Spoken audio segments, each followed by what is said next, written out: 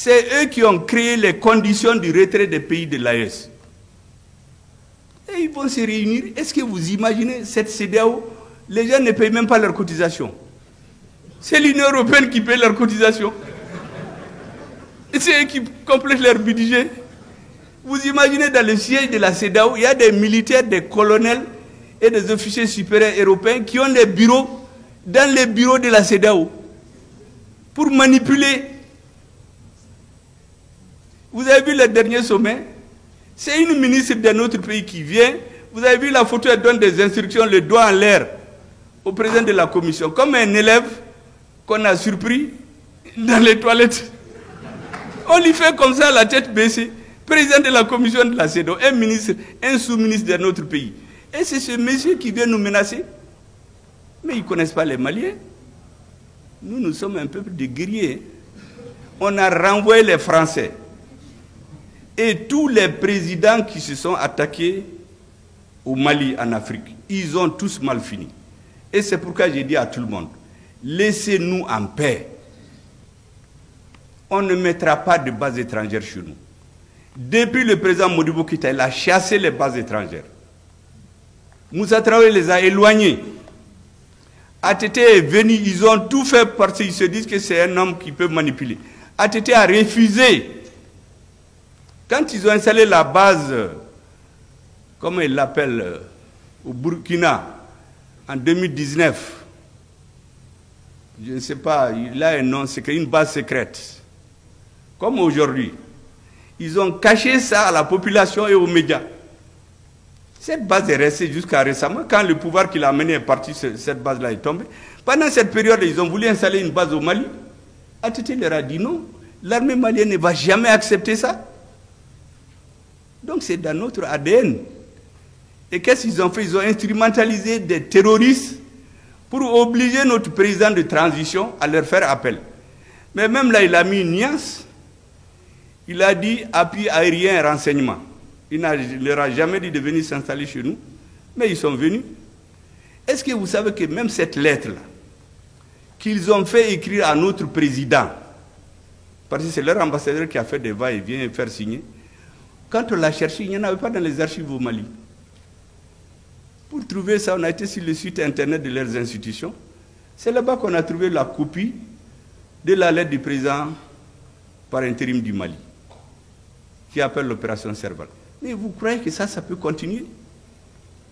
Le Mali, le Niger, le Burkina, nous avons décidé que nous n'allions plus continuer à faire comme le passé. Et c'est pour cela que vous avez vu l'AES, c'est des organes très légers. On n'a pas créé une bureaucratie, on va mettre des agents qu'on va corrompre. C'est de façon tournante. Il n'y a pas une structure où on va placer des sièges, faire des luttes pour placer des cousins, des parents, des affidés pour vendre l'Afrique. Mais chez eux là-bas, je vous ai dit qu'à la CEDEAO, mais est-ce que vous avez vu un sommet de l'Union européenne ou de ces pays où des Africains sont dans la salle? Mais ces gens-là, dans toutes les réunions, c'est des gens des autres pays qui sont dans la salle. On les manipule dans les couloirs. Les militaires qu'on envoie là-bas, on les manipule. En réalité, on dit que mais ils sont au service de ces pays. Sinon, qu'est-ce qu'un militaire de l'Union européenne va venir faire dans les bâtiments de la CEDEAO? Qu'est-ce qu'il vient faire là-bas? Mais nous savons ce qu'il fait. Nous connaissons son nom. Je ne veux pas le dire seulement pour des raisons que vous comprenez. Nous savons de quel pays il vient. Les gens avec lesquels ils sont en contact, et là-bas et ici, on le sait. Mais il faut que les gens arrêtent. Il faut que les Africains tirent les leçons de ce qui est arrivé ici et là. Vous savez, la polémique qu'il y a aujourd'hui entre un président de l'AES et certains pays par rapport à un président de l'AES et le Niger, disons, et certains pays par rapport aux bases secrètes. Les bases secrètes là, personne ne les a jamais reconnues. Est-ce que vous avez jamais entendu un pays dire « Ah oui, je reconnais qu'il y a des bases secrètes chez moi ». Généralement, quand les surprend la main dans le sac, ils ont deux attitudes. ou bien ils se taisent en attendant que la tempête passe, ou bien ils se lèvent le verbe très haut pour faire des dénégations. Ah, des journalistes étrangers peuvent venir enquêter. Mais ceux qui l'ont dit, des journalistes étrangers ont été enquêtés l'autre jour, ils ont caché. Oui, j'ai oublié la base au Burkina, c'était base Sabre, en 2019. Mais on a caché ça même au peuple burkinabé. C'est une base secrète. Ils ont voulu la mettre au Mali, ATT a refusé. Le président qui était là-bas pensait qu'en faisant leur jeu, ça lui permet de dire au pouvoir. Mais après, le peuple burkinabé s'est soulevé, on l'a fait partir. Les bases secrètes, c'est pourquoi ça s'appelle secrète. Ils ne les reconnaissent jamais. C'est de cette base-là qu'ils avaient prévu de tomber sur le Niger, renverser le régime. C'est pour cela que le 28 janvier, nous nous sommes retrouvés. On a dit qu'on quitte cette maléfique organisation pour qu'on ne se serve pas de ces textes pour nous brimer. Mais ces aspects, on les oublie. Comme si les présidents ont pris leur avion, ils ont été à Niamey, ils ont dit, bon, on crée l'AES. Ou ceux qui disent, mais qu'est-ce qu'on va devenir? Mais nos peuples ont existé avant la CEDEAO.